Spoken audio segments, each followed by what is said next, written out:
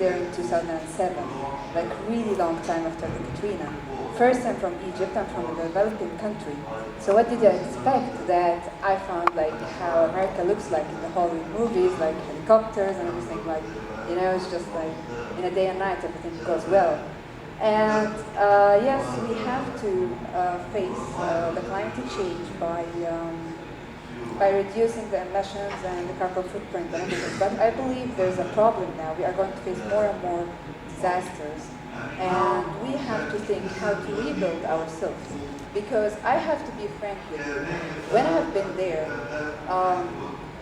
yes, the communities are important to help and everything. But they don't get the job as, you know, well done as it shall be. And if New Orleans is not as important as New York, and I know because they are, you know, less rich people, I don't mean like you're discriminating or something, but it's everywhere. Like, we are less rich people, you know? I know what I'm talking about. So if it's like less, but in at the whole, it's the USA money which is lost, you know, and not getting well done. And the less strategies are there. So what I see everywhere, like we shall learn from what Japan has done, and how well they really, you know, gather, but in an effective way. And this is what we need. We need more studies how to rebuild the communities in a very, in just like a very small time. And this is like, we need more publications and research, and I would love to learn about it too, because we have lots of disasters in our community. Yes, it's not weather kind of, but we still, you know, everything's just like destroyed. So we have to learn this more. You know, the community shall put the science with the community work and make it effective. This is just a comment and suggestion. Can I say amen? Point well taken.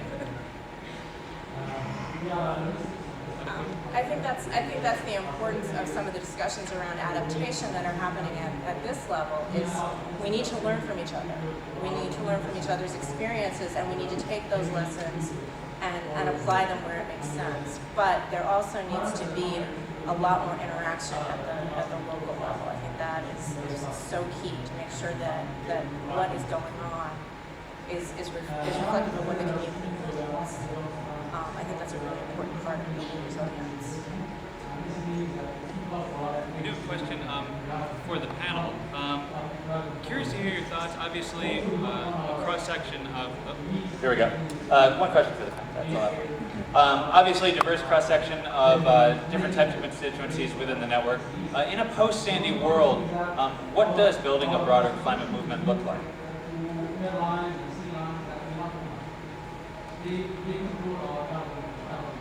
Yeah, I think it means, you know, all sorts of organizing, you know, based on science, and that's where, you know, my organization particularly focuses, and with scientists, but also based on the organization of communities in the United States across the country. You know, people of different color, people from rural and urban areas, because, you know, frankly, in the face of climate change, we're all vulnerable. I think one of the things, you know, that we learned from Sandy, seeing the effects along the New Jersey coast and in New York City, is that people suffered, you know, no matter whether they were well off or poor before the storm. The storm, you know, wiped away people's houses, whether they were big houses or small houses. And I think that is an important basis for mobilizing not just the most vulnerable communities, but communities all across the country that can have some real political influence. I also think a lot of it is letting people speak to this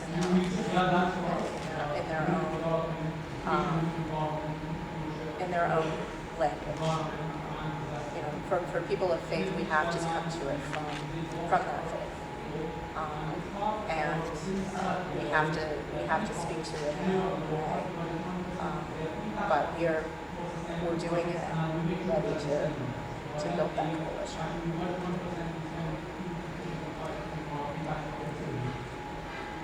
Any other questions from our friends out here?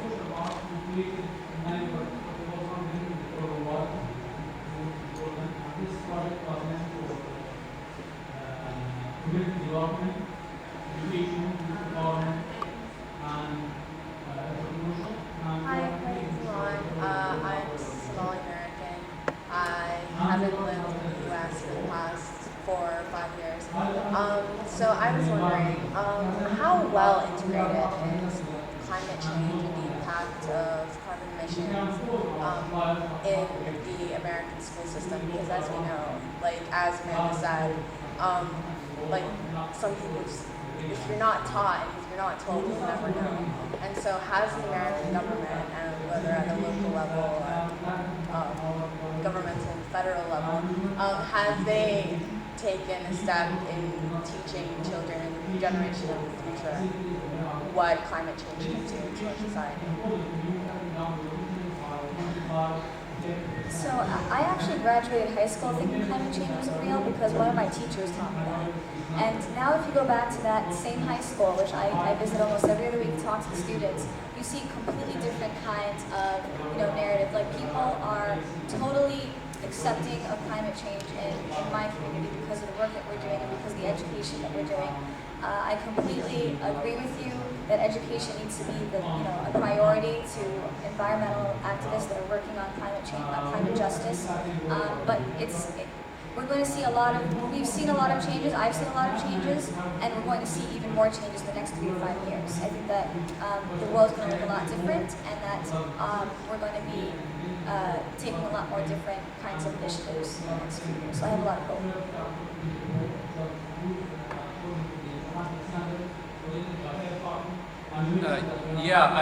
I know a little bit about this because my wife is principal of a middle school in Maryland, and climate change is an important part of science teaching in middle and high schools in the United States.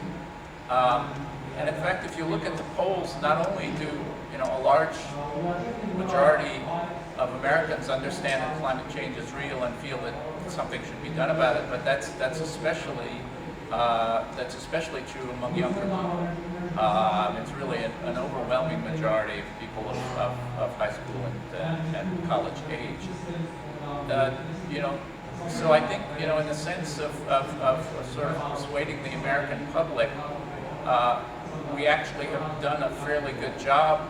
What we have failed at so far is really making what the people feel effective in the political system, and actually having it lead to changes in Congress, having it lead to changes in the actual policies. We had this gentleman over here. Question?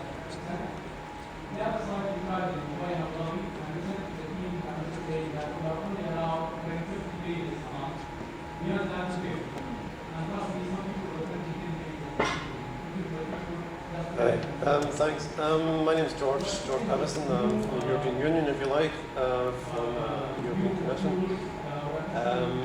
So thanks for showing these and hearing your stories and showing the images of the effects of climate change. Over there, I saw it myself because I was in New York just after the Hurricane Sandy, so I could see firsthand. But my question is actually quite simple. I mean, there's a lot of good things happening bottom up. In the States, we top down. There are some initiatives, but the political message is sometimes quite different.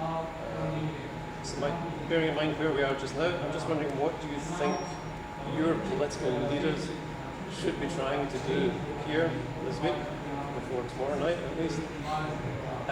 Do you still see a role for the UNFCCC as a way to try to solve these problems?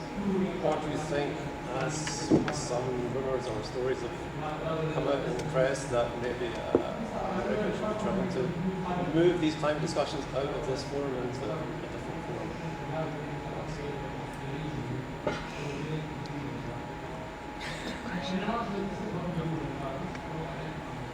Yeah, I wish the United States had been and was showing more leadership in these negotiations. I think we often, hear from our representatives here how, we're doing all we can and somebody else should pick up more of the burden. And I think, that's true, but everybody can say that. Somebody else should pick up more of the burden, and so should we. So, a lot of us who work for President Obama to get him elected, I think we're very hopeful that we would see a fundamental shift in U.S. climate policy. We've seen a shift, but it really hasn't been fundamental, at least not yet. And it hasn't been really sufficient. And so to me, the UNFCCC, with all its faults and all its difficulties, is the one place where everybody in the world is represented, where every nation on earth can and should step up and say what it's going to do. And frankly, all of them should be saying that they'll do more. And right now, the United States certainly isn't.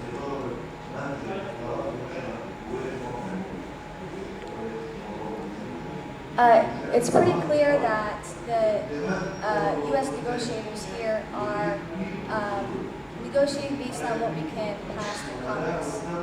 And so I think that, bringing that back to the local level, we need to really be careful of who we vote for and to raise awareness about the kinds of people that we put into these kinds of positions that will stop or inhibit any kind of climate action.